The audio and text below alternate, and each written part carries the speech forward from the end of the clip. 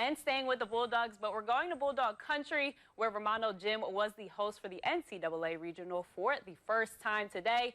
The Central's #1 seed Bulldogs looking to advance to a regional semifinal against SNU. SNU gave the Dogs a battle in the first half. Dogs were up only 5. A big reason for that lead, who else? Brooke Olsen working in the paint, 2 more to extend the Dogs' lead.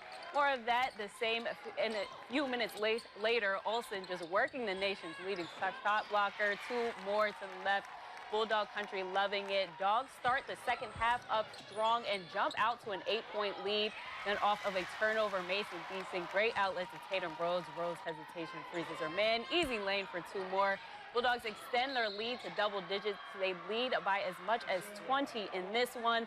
But in the fourth, Crimson Storm battled back, down 13. Cassandra Watt hard for the basket and the foul. She sinked the free throw and cut the lead to 10. However, the Bulldogs have something the Storm didn't. The 4-time NSIC Player of the Year, Brooke Olsen, putting the team on her back.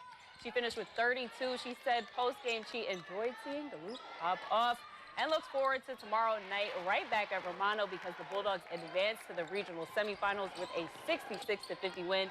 They tip off tomorrow night at 7:30. And coming up, I've got highlights and updates on high school tournament basketball. Don't go anywhere. Close